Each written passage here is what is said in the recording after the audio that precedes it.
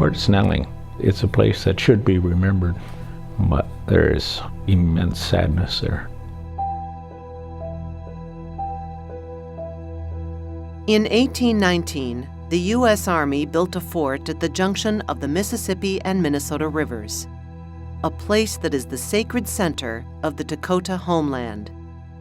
Fort Snelling would go on to become a site of major significance in U.S. and state history.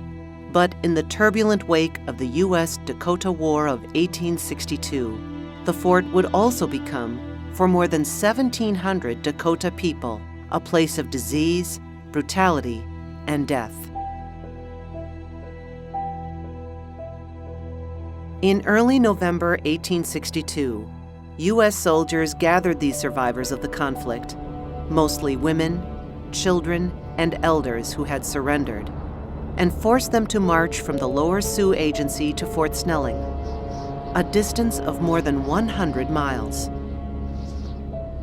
Unlike the more than 300 captured Dakota warriors, most of these survivors had not been sentenced to death or prison, but they were to be held at an internment camp, surrounded by a high stockade and located on flat land below the fort.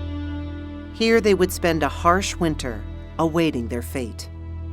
That confluence of the Mississippi and Minnesota River is a really important site to Dakota people because it marks another geographic and ancient sacred place. And then on top of that, it's where the concentration camp was and where people were imprisoned, so it has a bittersweet connotation there. It's a place of rebirth and birth, but it's also a place of great tragedy.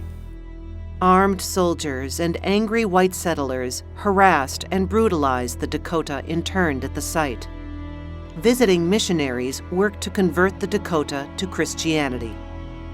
Estimates of deaths in the camp that winter range from 100 to 300, mostly due to outbreaks of measles and other diseases.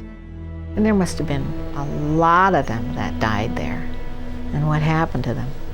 Expendable, I guess.